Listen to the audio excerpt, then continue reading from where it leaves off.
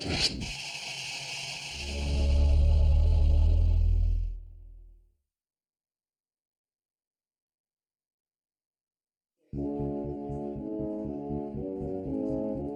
the past few years, Ricky Gervais, Stephen Merchant, and Carl Pilkington have been meeting regularly for a series of pointless conversations. This is one of them. Testing. Is that right?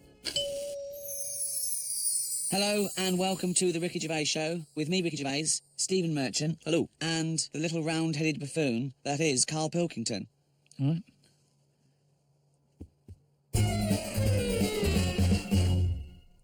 Carl, Joe from Bradford asks, what body parts can you live without?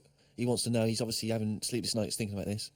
What, so... With the brain. He's coped this far. I did a bit of an experiment on this, right? Brilliant. It's my job at home to wash up, right?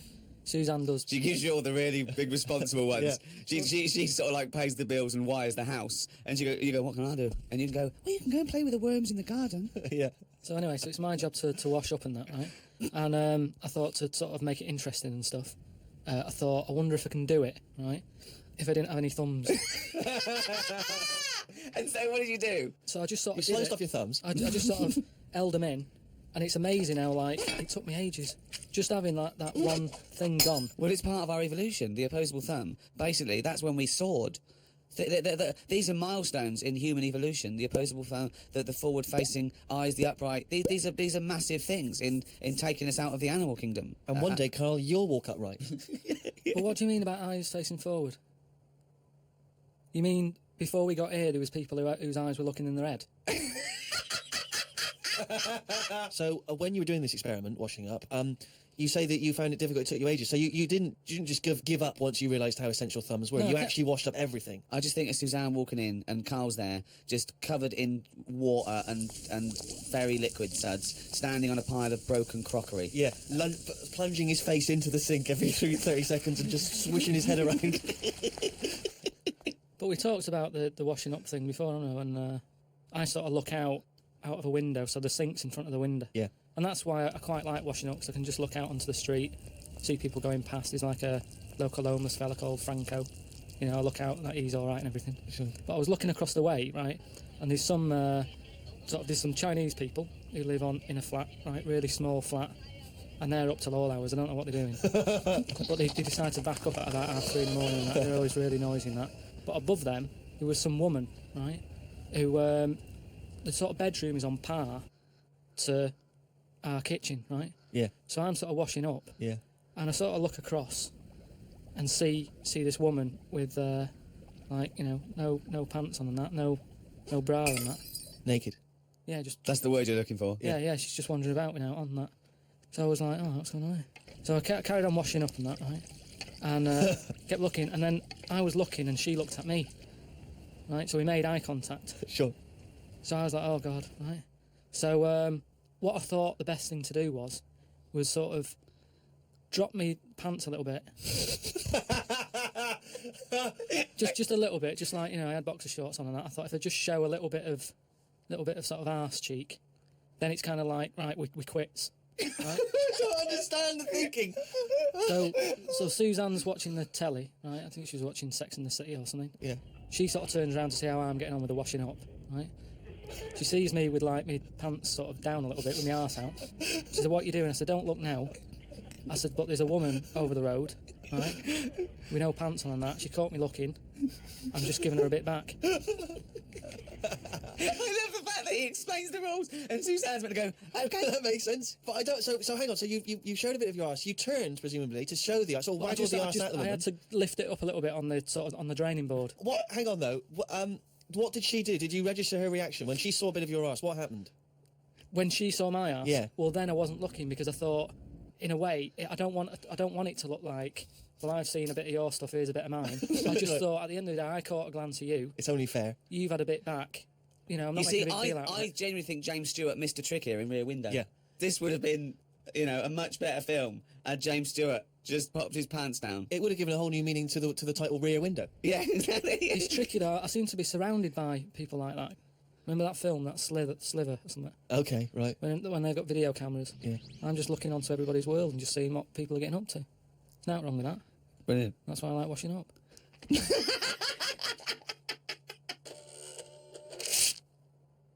We were talking about famous mantras and sayings and things. Yeah. Never has a Manx said so much to so many that means so little. Brilliant. So you can have that on your headstone. Rupert. Your little round headstone. Rupert's in the Isle of Man. He says, I don't know if you knew this, Carl, but apparently octopus's testicles are located in their heads. Yeah. But then, to me, that isn't that amazing, because at the end of the day, an octopus, really, all it is an head, isn't it? So everything it's got has to be in the It has head. to be in the head. It'd look daft if they dangled down below. Right? So all it is, I mean, there's a lot Hang of on, facts. it looked daft if they dangled down below. I'm wondering if that could almost be the B-side to B-side to Another Night. I could eat a knob at night. James Round says, Carl, if you could be anyone in the world, who would it be? Dead or alive? Why would you choose to be a dead person? No, but sometimes, like, there's people who are now dead, but everybody raves about them. What I mean is, if... Oh, just answer the question. Who would you be and why? It's someone you admire or you think had a good life. Just answer the But question. what I mean is, it's good to be remembered, like Winston Churchill is remembered Yeah. as being a decent bloke, but I wouldn't want the hassle that he had. So I don't want to live his life, Right. but it's good to be... You'd like to be Winston Churchill, but you'd like to have a paper round instead of... Saving the world. yeah. Well, that's what I mean, but is he saying whose job would I want to take on? It's not that complicated. The question is this. If he could be anyone in the world, who would Carl be? That's the question. That's all the information I've got. A lot of responsibility on a lot of jobs, isn't he? So some of the names flowing through your head now? I was thinking Bruce Willis. I never expected that. I never expected that. So his responsibility in your mind is what? Saving people who are trapped in a building with terrorists? Well, yeah, maybe, his worries are different worries. With, people who have a lot of money come other worries. Yeah. Do you know what I mean? So Bruce Willis, he's always going on these marches, isn't he, saying stop war and all that. Okay, Mainly no. because he's got more to lose if there's a war. He's got loads of houses. One of them's going to get damaged. Whereas if you're poor, you've got the one house. If there's a war, it's like, oh, just end it all for me then. I'm sick of it anyway. Do you know what I mean? Sure. So Whereas Bruce, yeah. With successful life and happy life, there's more for you to lose, is what I'm saying. Right. Like at the moment, because I've finished a job that I've been at for 10 years, right? I've finished working there, so suddenly I've got my timetable's a bit out, and I haven't got enough of a routine, and I'm a man who likes to know what I'm doing. Right? Yeah. So now suddenly 5 until 7, washing up with no thumbs. I've sort of turned into like an old person, where the little jobs that you shouldn't enjoy are now the main event. So But hold like, on, how old are you? You're 31, aren't you? 32. 32, and you're pottering around, not knowing what to do with yourself. Well, like yesterday, Suzanne Shoes needed to go to the Cobblers, right? I haven't heard the word cobblers. I didn't even know Cobblers still existed. I only ever see that in Christmas films made by Disney. Well, I had to go and do that, and that suddenly... Because last time you were going to the toffee shop. And now you're going to the Cobblers. Next week is the candlestick maker. But all I mean is that suddenly is a nice little day out. I'm sort of putting my coat on, going, right, I'll go and see the cobbler now and go and have a chat. Tell me about the cobbler. You didn't come back with 3 magic beans, did you? No, the cobbler's all right. He's doing, he's fixing Cobbling. shoes and that. He's cobbling. He's cobbling all day. Have I told you about my Uncle Alf, who was a cobbler? No? I'm sure I told you about him. He's the one who, he lived in like a bed sit, and he had 2 tellies. He had like one that the sound didn't work on, and one that the picture didn't. But both together, it worked. Oh, right, okay. So as long as he was watching the same channel on both, sound came out of one telly, and he'd watch the picture on the other. Brilliant. And he slept in like a rubber dinghy, right? But he was... Whoa! You can't just let that slide. Why do you sleep in a rubber dinghy? He just liked boats and stuff, and he sort of... Yeah, I like boats, but they're better on the water. Beds are better to sleep on. Boats are better to sail on. Well, he just had it in there. It's a bed sit. It was really tight space. Boat sit? He's got this. He's moved into a dinghy sit. He's got this dinghy, so he's thinking, well, rather than it get in the way, I might as well use it. Yeah. Right? But he was a cobbler, and he used to like repair like my shoes and that, right? Yeah. But he'd always sort of overdo them, right? So What do you mean? like, Fancy. do you know like Pimp My Ride on MTV? Yeah. Because he does up shoes, he'd go mental on them. What do you mean? There was the stereo. Yeah. Well, no, There was horns. It sounds, Here Go comes faster Carl strikes down the side. Here comes Mr. Pilkington. He's got the fastest shoes in the land. well, it just makes shoes that would last forever. So instead of putting like one sole on, he'd put about 5 on. So it looked like one of them built-up shoes. that you never see. It just put loads of stuff on. They'd last forever, but they did. But they look like I was- orthopaedic shoes. Yeah, yeah. It just like suddenly I was like 6'7" whenever he'd sort of sorted my shoes out. But he's a cobbler, and you know it's work. That's always there for you, isn't it? I suppose so. So you went out with to take Suzanne's shoes to the cobbler. Yeah, so that's it. Yeah, so I just took him to the Cobblers and that was like a nice little job for the day. I got a leaflet through the door saying, you know, if you want to walk a dog, you know, the rates are good. I don't know what they pay in that, and I thought if I do that and get a paper round, 2 in 1. Sorry, you just went from a job, right, where you were the head of production at a radio station. Dare I say it? Can I discuss your? Well, it was an all right wage. Yeah. It was very But good. I wasn't happy, so it's pointless. No, I know that, but to go from the head of a department on a lot of money to walking dogs and doing a paper round, I don't know. No, but it's about being happy, isn't it? I know, but that's commendable if that's true. But okay, And that makes you happier. Well, I haven't walked the dog yet, but I'm just saying if I do, I mean, I'm not saying if it's raining. I'm just thinking if it's a nice sunny day and I fancy a potter, I'll go round to her and say, well, how much are you paying? I'll take the dog a walk and stuff. But I can't believe some of the words that have cropped up: potter, cobblers, toffee shop. It's very, very strange. Do you live in Narnia? A lot of people are sort of emailing in sort of brainy stuff Brilliant. and getting a lot of stuff about philosophy Oh yeah. and all that. Descartes, that's another one that's mentioned on an email. Descartes, Yeah. the French philosopher. Yeah. What's your question? Well, he sort of cropped up on an email. Someone said, what do you think of him? And I was like, oh, I don't know. He famously he pondered his own existence. Cogito ergo sum. I think, therefore I am. He was thinking about that. He was thinking, how do I know all this is true, everything around me? And he thought, well, I can see it and I can smell it and I can hear it. And he went, oh yeah, my senses can be fooled. I could be dreaming. But if I'm dreaming, then at least I'm alive. At least I have some sort of consciousness. So if I'm even thinking about anything, you know, I exist. I think, therefore I am. Cogito ergo sum. But we don't need to know the Latin bit. Why is everyone always going back to Latin? It was ages ago. Why is that language always being... And were Latin people always in a rush? Because they seem to be like words for full sentences. Why couldn't they just take the time and say what they want to say? And it's just like, what was the rush? to teach Latin. What about Plato? Right, Greek. Right, now, would you say he's a bright bloke? Yes, I would. I'd say he's a very, very bright bloke. Right, let me tell you this. Right, if he's that bright, you know how he got killed? No. Got hit on the head by an egg. Fucking hell! He's not so clever then, is he? That's what I'm saying. Boo! What's the story with the egg? He was on holiday or something, right? And He was on holiday. In Greece, probably. he was having a walk about, and a bird was flying over the sort of. This over the bird beach. was what? A great auk? What size bird killed him with his egg? It was a big one, yeah. Was it? And the way they used to crack An ostrich on a hang glider. the eggs open to let the kids out, they used to drop them on rocks. What bird is this? Dropping its egg to let the kids out? You're a maniac! You are a maniac! And Plato had a little bald head. Right. So from the top, the bird's there looking down, and it goes, oh, there's a little rock, I'll drop the egg. Hit him on the head, killed him. Now, this is what I was saying before about... I'm letting too much go now, because I'm so desensitised to his nonsense. I let him go. The bird saw Plato and said, there's a rock down there. Yeah. Well, if these birds are killing people with bald heads, you've got to be terrified. So, but listen, this is what I'm saying though, right? Before about knowledge and that how knowledge is hassle or success is hassle. I think that was Newton. Knowledge is hassle. Now, why is Plato's intelligence got anything to do with the fact that this bird dropped an egg on his head? Because he was intelligent and he's probably earning a nice few quid by giving out whatever messages he gave out. Yeah. He could afford to go on holiday to exotic places. If he was working in a factory, he wouldn't have been on this beach with big birds dropping eggs, is what I'm saying. So, in a way, it backfired. His knowledge killed him. And that, I think, was Kierkegaard. His knowledge killed him.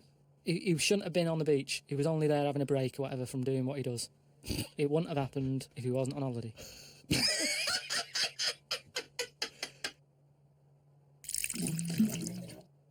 This is an email we've had saying, Carl, what do you take by the well-known saying, a stitch in time saves 9? Oh, a stitch in time saves 9. Yeah. See, it's another one that I don't think I've picked up on a lot of these sayings that are being sort of thrown about willy-nilly. Willy-nilly. Willy-nilly. Okay. Willy-nilly. No, but again, it's one of them like last week. I've heard of it, but What does willy-nilly mean? It just sort of means, carefree. That's right, yeah. Okay, but that's what good. does a stitch in So time save you 9 understood mean? willy-nilly, so you used a but it phrase. sounds you nice, used doesn't it, you said it willy-nilly, but you sort of got the gist of it. So what does a stitch in time saves 9 mean? I don't know. What do you must mean you know. don't know? Think about it. A stitch in time saves 9. Is it to do with sewing?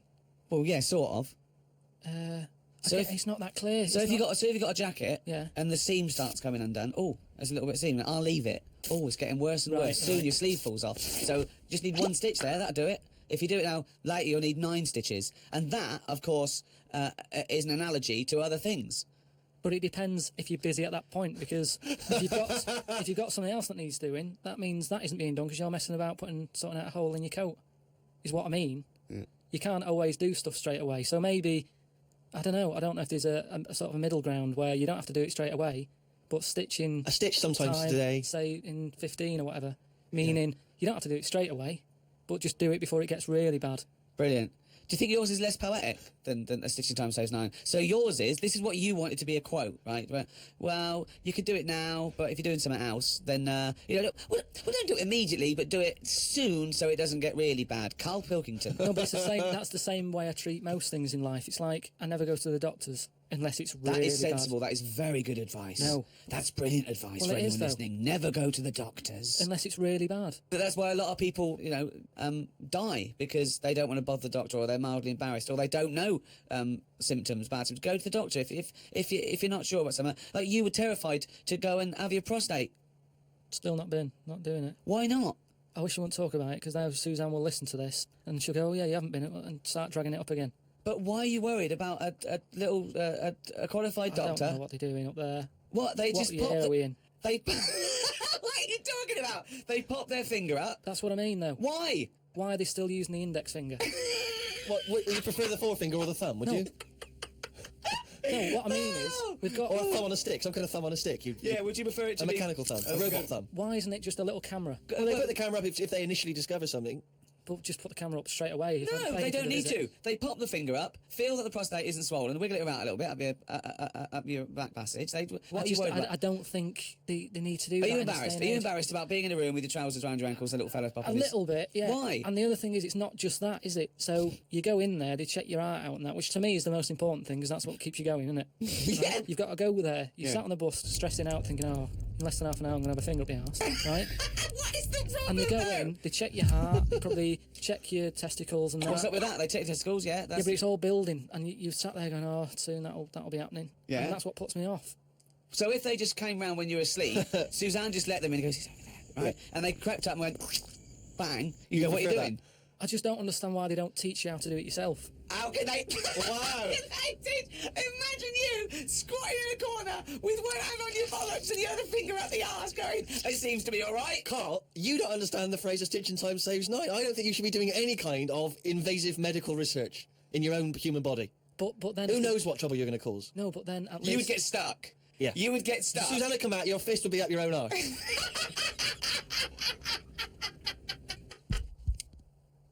Okay, I think it's probably time. Let me just check my watch. Yeah, it's monkey news time. Oh, chimpanzee that. Monkey news, yeah. So this week, anyway, it's more about tall buildings and stuff. Oh, yeah. It was this bloke who was a builder. Oh, yeah. right? And you know what builders are like? They sort of move about, don't they, from sort of building to building, just building. Well, yeah, once they built it, the building's done and they move on to build some more. Building, just Where- building, yeah. So he goes to his next job and that, right? Who does, the builder? The builder. Yep. He goes to like the The boss, new building. the boss of this building, who's building it. Right, okay, yeah. And he says what unto him? Do you need anything building? Okay, Right. yeah. So anyway, he says, yeah, there's plenty of work and that going about. Yep. He said, we're working on this one here. He said, get going on it, like, there's your bricks and your cement and stuff, get on with it. Yeah. Any plans? Just build. Just start building. Yeah. Go up. they're getting on with it and stuff, it's all going well. Yep. But he notices that there's someone working high up, right, on the Okay. top bit. So anyway, he's saying to like the other workers, he's going, who's that up there? Who's that up Like, there? He's working on his own. The little fella, was he? And, The little hairy fella up there. Who's the little hairy fella up there with the hard hat? and the other fellas are going, look, don't ask questions. The boss decides who he takes on. We're happy to be getting paid here. Don't ask questions! Well, I'll see him when he comes down. So he said, well, it's pretty impressive, you know, the work rate he's doing, the way he's getting from one girder to the other. Swinging, is he? He doesn't seem to be scared of the heights or anything. He said, no, just let him get on with it. You know, we work well as a team. So anyway. What nonsense is So- this? so- He believes all this. Yep. So he sees the boss and he goes, that fella up there, who's the fella up there? He's pretty good. And he's like, look, you know, just get on with the job. Yeah, I'll pay you. Let's just all get on with our jobs. Like. Lunchtime comes, they're all sat there, sat on a little wall on the sandwiches. He's thinking he'll come down in a bit. He's just carrying on. Is he just still going? Still going on that, right? So the fella says to the boss man, he says, isn't that fella up there going to come down and join us for lunch? He said, like I said, mate, don't worry about him, right? He He's very secretive. I'm suspicious about this fella. I don't know. Yeah, I don't know. I don't know why he's working through his lunch. I don't know why he's not scared of heights. And I don't know why he's swinging from girder to girder. It's weird. Go on. So he said, oh, anyway, you've reminded me that he's up there. He said he's doing a lot of riveting and stuff up there. He probably needs some more nuts to... Right, sure. And what kind of nuts is that? Is that nuts to food or...? So he said, what, nuts? He said, yeah, just there's a bag full of them there. Just put them on the hook, send them up, and he can get on with his job. So anyway, he picks these nuts up, Nuts, right? yeah. Just hooks them on. He thinks they're not that heavy, No. considering, you know, I mean, they're normally pretty heavy, aren't they? Like nuts big and bag of bolts and nuts, stuff. So anyway, he has a little glance in. Oh, no, what's in there? Nuts. What, you mean nuts that you can eat? Nuts that you can eat. Ah. Right? So they send the bag up, and he's thinking, what's all that about? He checks him out, starts to stare, works it out. You can see that he's a little chimp running about, so he goes, I'm not happy with this. Why So- isn't he?